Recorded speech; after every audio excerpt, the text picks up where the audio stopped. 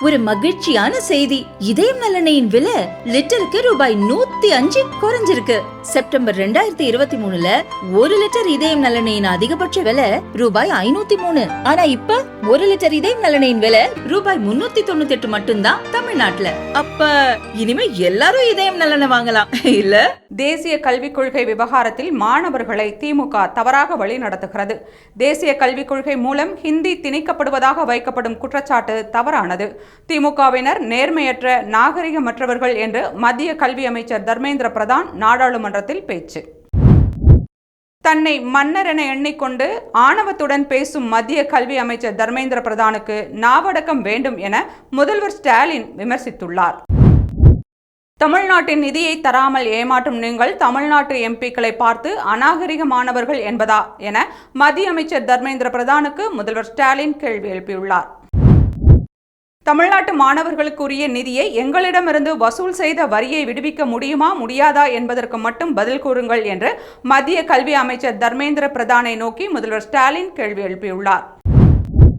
திமுகவினர் நேர்மையற்ற நாகரிகமற்றவர்கள் என்று மத்திய கல்வி அமைச்சர் தர்மேந்திர பிரதான் சொன்னதில் என்ன குறை கண்டீர்கள்? உண்மையை தானே சொல்கிறார் என்று முதல்வர் ஸ்டாலினுக்கு பாஜக மாநில தலைவர் அண்ணாமலை பதிலடி கொடுத்துள்ளார். மக்களின் எண்ணங்களுக்கு மட்டுமே மதிப்பளித்து செயல்படுகிறோம் என்கிறீர்களே, யார் அந்த மக்கள்?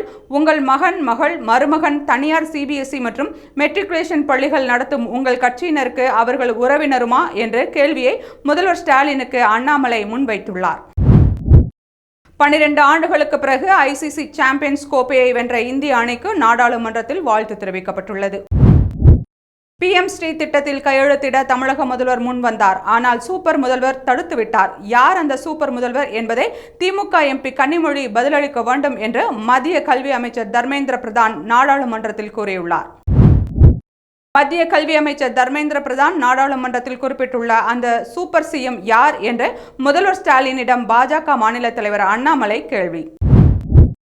மும்மொழி கொள்கையை தமிழக அரசு ஒருபோதும் ஏற்காது. மத்திய அமைச்சர் தர்மேந்திர பிரதானின் பேச்சு வருத்தமளிக்கிறது என மக்களவையில் திமுக நாடாளுமன்ற குழு தலைவர் கனிமொழி பேச்சு. மொழியை வைத்து மீண்டும் ஒருமுறை அரசியல் செய்துள்ள திமுகவினருக்கு மத்திய கல்வி அமைச்சர் தர்மேந்திர பிரதான் நாடாளுமன்றத்தில் சரியான பதிலடி கொடுத்துள்ளார். தமிழக அரசு பள்ளி மாணவர்களை வஞ்சித்து திமுகவினர் செய்யும் கபட அரசியலை தோலுரித்து காட்டியுள்ளார் என மத்திய இணையமைச்சர் எல் முருகன் தெரிவித்துள்ளார். தமிழ்நாடு எம்பிக்கள் குறித்து மத்திய கல்வி அமைச்சர் தர்மேந்திர பிரதானின் பேச்சு வன்மையாக கண்டிக்கத்தக்கது. பாஜகவினர் கொண்டு வரும் மக்கள் விரோத திட்டங்களை தமிழக எம்பிக்கள் கேள்வி கேட்பதால் பொறுத்துக்கொள்ள முடியாமல் வாய்க்கு வந்ததை பேசுகின்றனர் என்று காங்கிரஸ் மாநில தலைவர் செல்வ பெருந்தகை தெரிவித்துள்ளார்.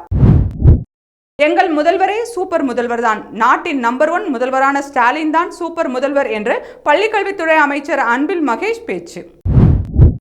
PM ஸ்ரீ திட்டம் தொடர்பாக குழு அமைத்த பிறகே முடிவு என கடிதத்தில் தெளிவாக கூறினோம். கல்வி விவகாரத்தில் அரசியல் செய்வது யார் என மக்கள் பார்த்து கொண்டுதான் இருக்கிறார்கள்.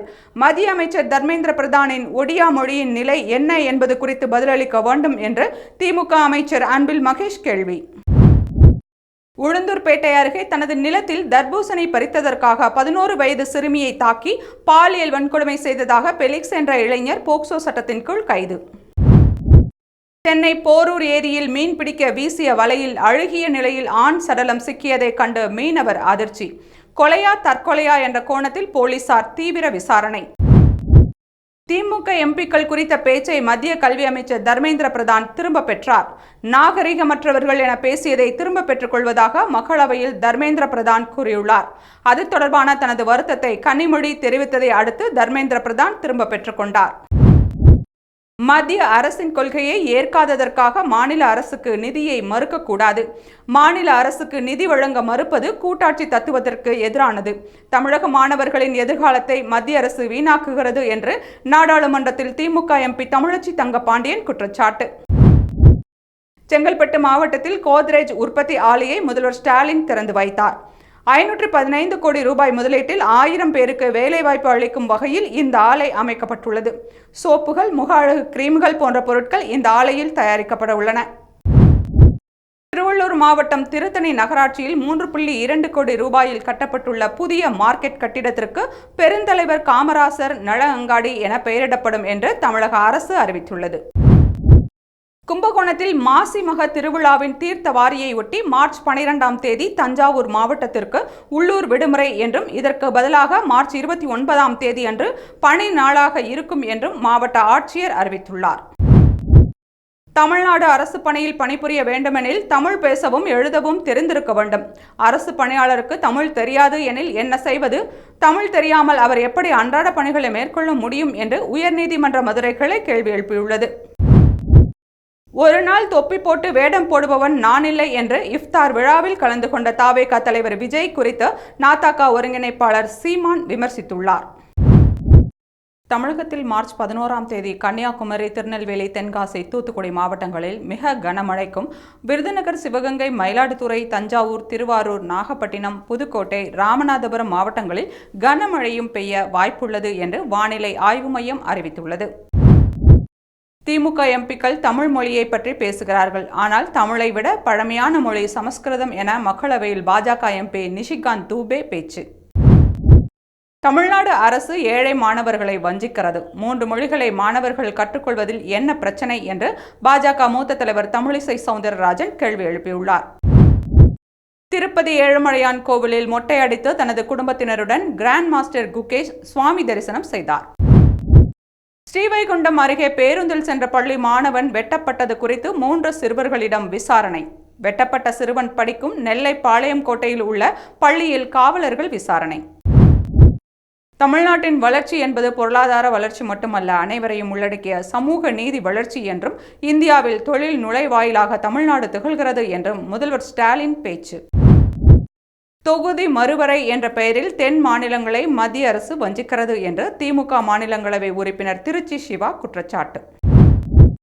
ஒரு குடும்பத்தில் 3ஆவதாக பெண் குழந்தை பிறந்தால் குழந்தையின் பெயரில் 50,000 ரூபாய் டெபாசிட் செய்யப்படும் என்று, அந்த குழந்தை திருமண வயதை அடையும் போது 10 லட்சமாக கிடைக்கும் என்றும் தெலுங்கு தேசம் எம்பி அப்பல் நாயுடு தெரிவித்துள்ளார்.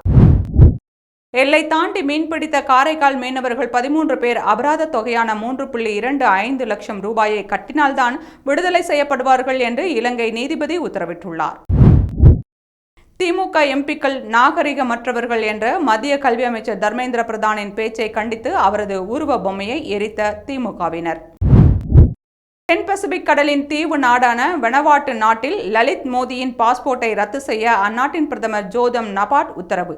நிதி முறைகேடு வழக்கில் தப்பியோடைய முன்னாள் IPL தலைவர் லலித் மோடியை இந்தியாவிற்கு நாடு கடத்த வாய்ப்பு.